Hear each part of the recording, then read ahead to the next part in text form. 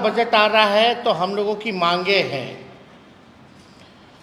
और हम लोग चाहते हैं कि ये बजट में सरकार जो है इन चीज़ों को इंक्लूड करे। सबसे पहला कि ये जो वृद्धा पेंशन जो 400 है या सामाजिक सुरक्षा पेंशन 400 रुपये है, चाहे दिव्यांगों का हो, चाहे विधवा का हो या वृद्धा का हो, हमको लगता है कि देश भर में सबसे कम पेंशन जो है बिहार में ही मिलता है। और हमको याद नहीं कि 20 साल में नीतीश कुमार जी ने इसको बढ़ाया भी है कि नहीं बढ़ाया। लालू जी जब थे तो उस समय 30 रुपया था, उसको बढ़ा करके उन्होंने 95 के आसपास उन्होंने 100 रुपया किया था। लेकिन वैसा 20 सालों से 400 रुपये जो है दिव्यांगों को, वृद्धाओं को और विधवा को मिल रहा है, ये नाजायज़ है। सरकार कहती है कि हम लोग 3 लाख करोड़ का बजट बढ़ा दिए, हर बार वाही करती है कि हम लोगों ने बजट को बढ़ा दिया।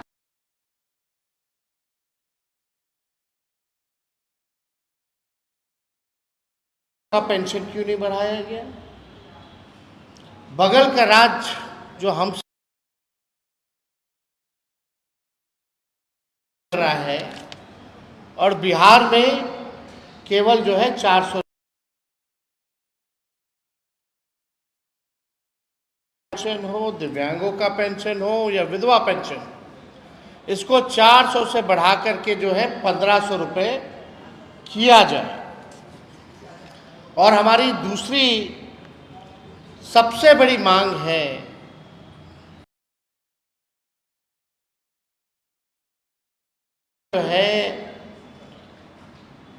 सबसे ज़्यादा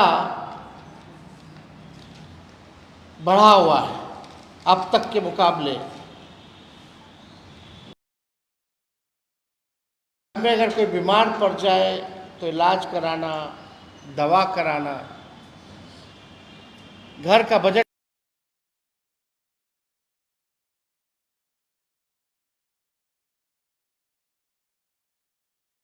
है। महिलाओं को लेकर के नीतीश जी हमेशा वाही लेते हैं, कहते हैं कि महिलाओं के लिए कुछ किया, पहले कुछ था, पहले कुछ पहनने लगी हैं महिलाएं। लेकिन आदरणीय मुख्यमंत्री जी, ये भारत सरकार का आप डेटा पढ़िए, आंकड़ा पढ़िए। हम तो ज़्यादा पीछे की बात नहीं करना चाहते, हम वर्तमान और भविष्य की बात करना चाहते हैं। और वर्तमान में अगर आप देखें, नेशनल फैमिली हेल्थ सर्वे हुआ पूरे देश में, उसके अनुसार देश में सबसे अधिक 65% बिहार की महिलाएं अनिमिक है। अब हमारी माताएं बहनें लगभग बिहार में 65% जो हमारी माताएं बहनें हैं उनको खून की कमी है। और आप देखिएगा कि महंगाई से परेशान है। जो बच्चों का जो है, बिहार ही सबसे अधिक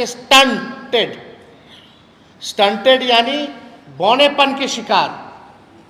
हमारे बिहार के बच्चे देश भर में सबसे ज़्यादा बौनेपन के शिकार हो रहे हैं। आपकी सरकार ने अभी तक इस पे कोई ध्यान नहीं दिया। महंगाई, पति कोई ना कोई बिहार का भाई हमारा पलायन कर रहा है, घर चलाना पड़ता है महिलाओं को, खरीद नहीं सकती, खा नहीं सकती, सारा घर का भार महिलाओं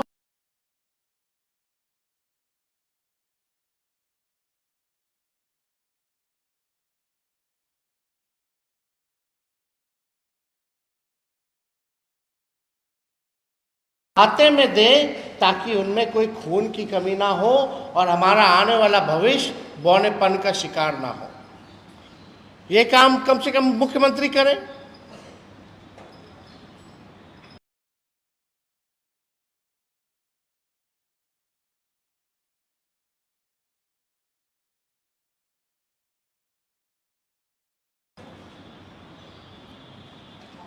भले ही कॉपी करना है तो माई बहन मान योजना का भी करिए, लेकिन कल जो आपका आखिरी बजट है, हम कैसे महिला महंगाई के ज़माने में आप 2500 रुपये उनके खाते में आप लोग डलवाने का काम करें, और हमारी कोशिश रहेगी कि आपसे हम डलवा करके रहें, मन हो या ना हो। तो हमारी तो कोशिश रहेगी कि ये काम जो है महिलाओं के खाते में जल्द से जल्द पैसे आए, इसके लिए हम लोग जो है पुरजोर कोशिश ही नहीं बल्कि काम भी करेंगे, कुछ ना कुछ डालें। दूसरी बात हम ये कहना चाहते हैं कि गैस सिलेंडर जो खाली है, लोगों का चूल्हा नहीं जल रहा है इस महंगाई के चक्कर में, तो गैस सिलेंडर का भी कम से कम 500 रुपये करें। और 5 लाख नियुक्ति पत्र हम लोगों ने बांटा था, 3 लाख नौकरी प्रक्रिया झीन करा के आए थे, उसके बाद से स्थिर पड़ गया है। तो हम चाहेंगे कि जो हमारी सरकार ने जो प्रण लिया था 10 लाख नौकरी देने का, 5 लाख नियुक्ति पत्र हम लोगों ने बांटा था, कई पद कर लाखों में सृजन हम लोगों ने किया था, कम से कम उसका भी नियुक्ति पत्र वितरण जल्द से जल्द मुख्यमंत्री महोदय कर दे। ये हम लोगों का जो है मांगे हैं। और सबसे महत्वपूर्ण बात, जब हम लोगों ने बिहार में जाति आधारित गणना कराई थी तो उसमें 94 लाख ऐसे परिवार जो पाए गए जिसका आय 6000 से कम यानी गरीबी रेखा के नीचे थे। उस समय हम लोगों ने तय किया था कि इन 94 लाख परिवारों को हम लोग कम से कम 2 लाख रुपए का सहयोग हम लोग करेंगे। लेकिन ये योजना जब से हम लोगों की सरकार गई है तब से ये काम नहीं हो पा रहा है। तो हम लोग चाहेंगे कि जो 94 लाख जो परिवार हैं उसको हम लोग आर्थिक न्याय दें, और सरकार से भी मांग करेंगे कि इस बजट में 2 लाख रुपए का सहयोग जो है उन परिवार के लोगों को करें। इसमें ये भी था कि भाई जो भूमिहीन हैं उनके लिए भी अलग से 1 लाख, उसको 1,20,000 रुपये जो है दिया जाए। ये अभी भी ज़मीनी स्तर पे चाहिए। हम लोग पूरा बिहार घूम के आए हैं, संवाद किए हैं, कोनो हम लोगों को अधिकारी घेर करके नहीं रखा था। जिस प्रकार से माननीय मुख्यमंत्री जी जाते हैं, यात्रा पे गए ना गए बात बराबर है, लग रहा था पटना अन्य मार्ग में बैठे। कर्फ्यू लगा रहता है, घेराबंदी रहती है, रहती नहीं है। तो जो भी भूमिहीन है बिहारों में उनके लिए ये क्या ला रहे हैं, ये जाति आधारित गणना का मतलब यही है। फायदा तभी होगा जब इस डेटा का हम लोग इस्तेमाल करेंगे। ये सरकार इस्तेमाल ही नहीं कर रही है क्योंकि बीजेपी आ गई। हम लोगों ने तो आरक्षण बढ़ा दिया था, लाखों में नौकरियों का नुकसान पिछड़ों को, अति पिछड़ों को, दलित समाज को, आदिवासी समाज को हो रहा है। जो 65% लोगों ने आरक्षण, ये साफ पता चल रहा है कि भाजपा जो है आरक्षण खोर और आरक्षण चोर पार्टी है। ये स्पष्ट है। इसी का संदेह हम लोगों का था। 9-10 महीना हो गया और इन लोगों ने आरक्षण को शेड्यूल 9 में नहीं डाला। तो हम सब लोगों का ये मांग है कि जो बजट जो बना है कम से कम उस डेटा का इस्तेमाल, डिटेल है, कौन लोग भूमिहीन है, कौन लोग कितने पढ़े लिखे हैं, कितनों के पास रोजगार है, कितने के पास पक्का मकान है, कौन कचरा धोता है, कौन ठेला धोता है, कौन मजदूरी करता है, सारा डिटेल है। डिटेल के हिसाब से, जाति आधारित गणना के हिसाब से बजट जो है वो होना चाहिए। और आरक्षण के मामले में हम लोग साफ पहले ही कर चुके हैं कि इसको अगर आप लोग 75% भी लाइएगा, हम लोगों का जो 65% किया हुआ है उसका भी हम लोग साथ दे करके पास करेंगे और शेड्यूल लाइन में केंद्र सरकार डाल दे अविलंब। तो हम सब लोग यही चाहते हैं, जो हमारी मांगे हैं, उम्मीद करते हैं कि इसमें जो कल बजट जो होगा, कम से कम महिलाओं के खाते में पैसे देने की बात होनी चाहिए। और हम सब लोग पूरे बिहार में हम लोगों ने घूमने का काम किया, आगे और भी यात्राएं हमारी होंगी, घूमते रहेंगे हम तो हमेशा। लेकिन एक बार बिहार के सामने हमारा जो विज़न है, जो हमारा रोड मैप है, जो हमारा ब्लूप्रिंट होगा कि क्या नया मॉडल होगा जिससे हम बिहार को आगे ले जाएं, उस पर हम लोग जो है बड़ी गंभीरता से हम लोग काम कर रहे हैं। और वही चीज़ हम लोग करेंगे जो होने लायक होगा। हम लोग जुमलेबाजी करने वाले लोग नहीं हैं। हम लोग जो कहते हैं वो कर करके दिखाते हैं।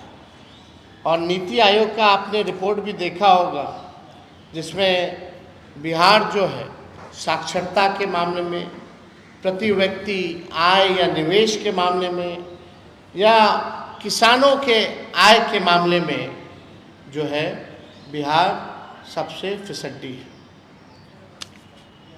गरीबी में, पलायन में, बेरोजगारी में बिहार अव्वल राज्यों में है। 20 साल इन लोगों के एनडीए सरकार के बाद 11 साल डबल इंजन की सरकार, फिर भी बदहाल है बिहार। गरीबी, बेरोजगारी, महंगाई, पलायन, कोई कारखाना नहीं, कोई इंडस्ट्री नहीं, लोग परेशान हैं।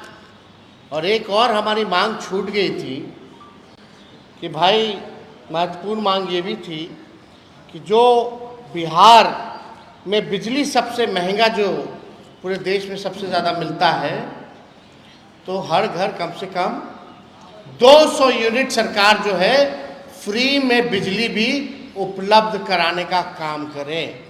स्मार्ट मीटर से हर कोई जो है परेशान है। गांव के लोगों का कहना है, ग्रामीणों का कहना है। हमारी हर पंचायत, 8000 से ज़्यादा पंचायत के प्रतिनिधियों से बातचीत हुई है, कम से कम 200 यूनिट फ्री में बिजली उपलब्ध कराएं।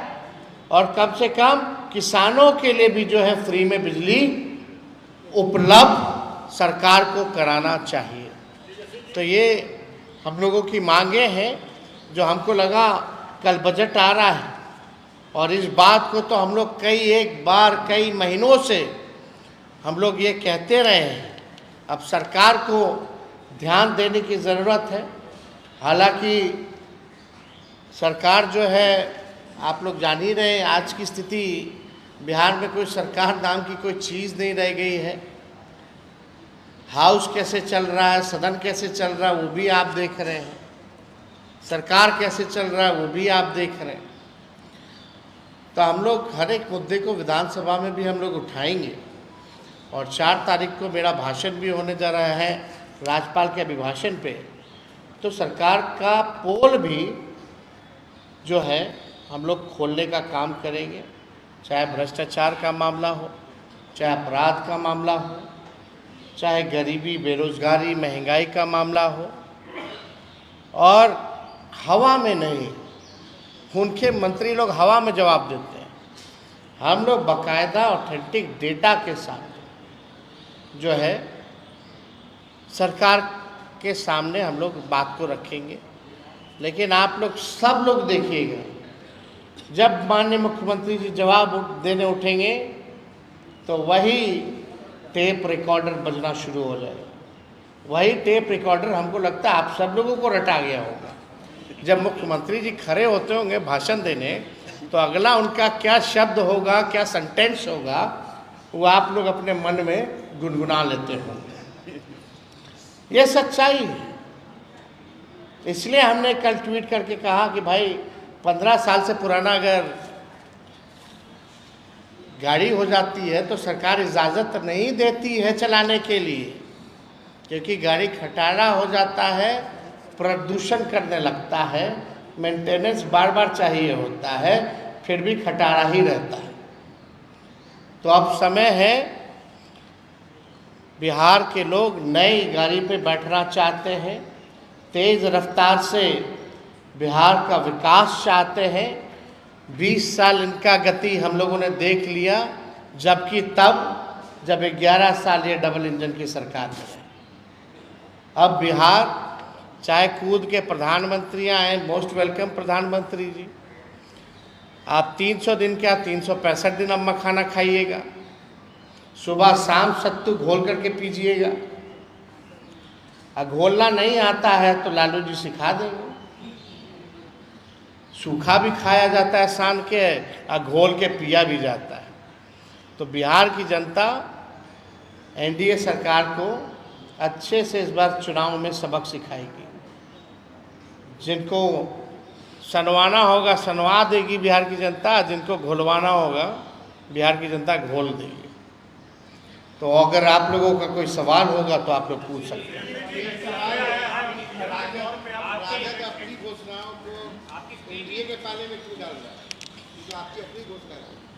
नौकरी के बारे में कौन नौकरी मैन? आजकल नीतीश कुमार जी हो गए होर्डिंग पोस्टर है। आपने सबसे पहली बार किसके मुंह से सुना था? मेरे ही मुंह से ना। तो जब उसका कॉपी कर ही रहे तो इसका क्यों नहीं कर रहे? उनके पास कोई विजन तो है नहीं। तेजस्वी आगे आगे रहता है, सरकार पीछे पीछे रहती है, आपको पता होना चाहिए। 17 महीने में जो हम लोगों ने काम किया,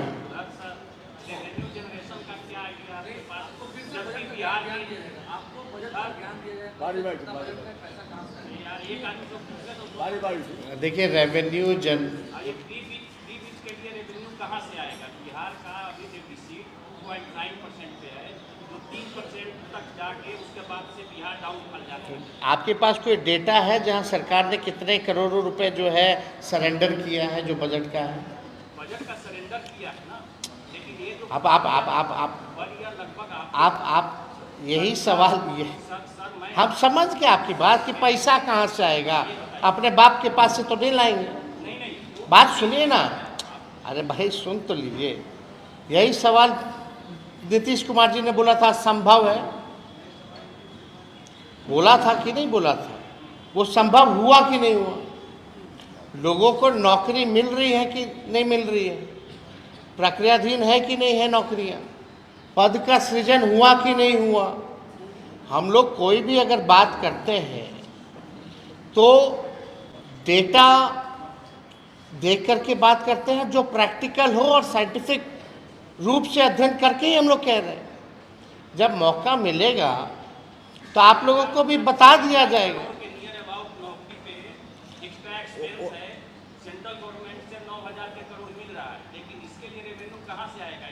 रेवेन्यू है नहीं, सरकार के पास पैसे नहीं है।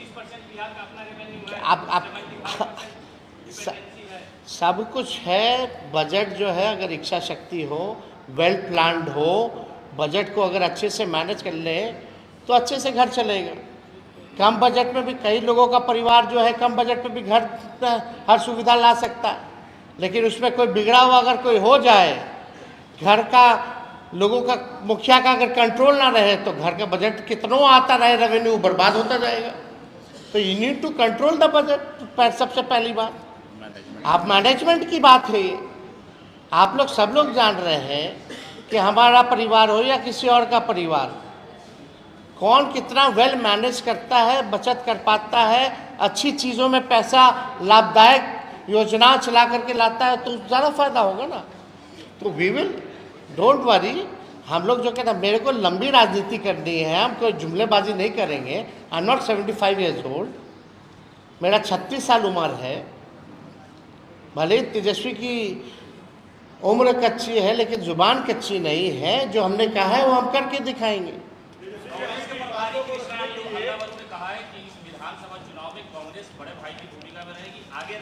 अब इस मुद्दे पे हमको लगता है कि हम लोग बात करें।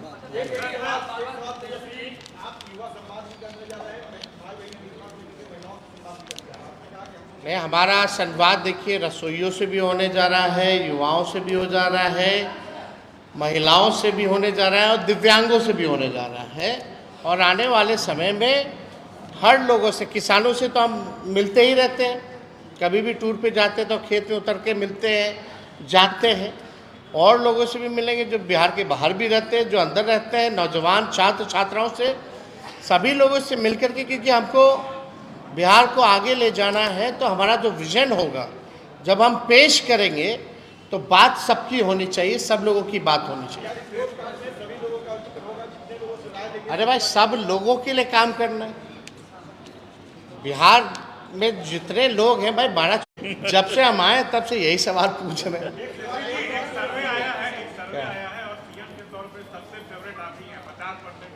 अब देखिए, हम लोग काम करने में लगे हुए हैं ना, सर्वे अर्वे आता रहेगा जाता रहेगा, इस पे हमारा ध्यान नहीं है। हमको अपने आप पे भरोसा है, विश्वास है कि बिहार की जनता इस बार हम लोगों को अवसर देगी।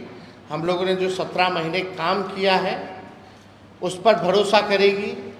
बिहार अब नया चेहरा देखना चाहता है, नया मुख्यमंत्री देखना चाहता है। बिहार तेज रफ्तार से विकास करना चाहता है, बिहार की तरक्की चाहता है। हम लोग को पूरा भरोसा है कि 20 साल मौका नीतीश कुमार जी को मिला है। अब नीतीश कुमार जी ओल्ड मॉडल हो चुके हैं, अब बिहार को नया मॉडल की जरूरत है। आखिरी सवाल अच्छा, 2 सवाल आखिरी, चलिए।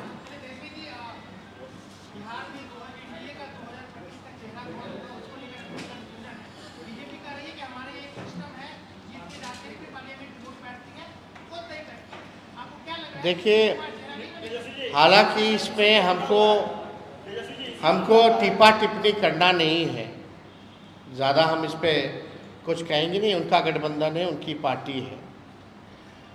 लेकिन अगर एक बिहार के नागरिक के हिसाब से अगर हम देखें, नॉर्मल जनता के हिसाब से, not as a politician, BJP के जितने अलायंस पार्टनर हैं, बीजेपी ने अपने अलायंस पार्टनरों के साथ क्या किया? नॉर्थ, साउथ, ईस्ट, वेस्ट, जो भी रीजनल पार्टी रही है, क्या हुआ उनके साथ? AIADMK का क्या हो गया? PDP का क्या हो गया? शिवसेना NCP का क्या हो गया? अब नॉर्थ ईस्ट में चले जाए तो छोटे छोटे दल हैं, वहाँ उन्होंने क्या किया? यही डर का कारण था ना, जब 21 में 22 में मुख्यमंत्री जी हमारे पास आए थे कि को तोड़ रहा है बीजेपी। अब सच्चाई ये है कि दल को तोड़ नहीं रहा, दल पे कब्जा लिया गया।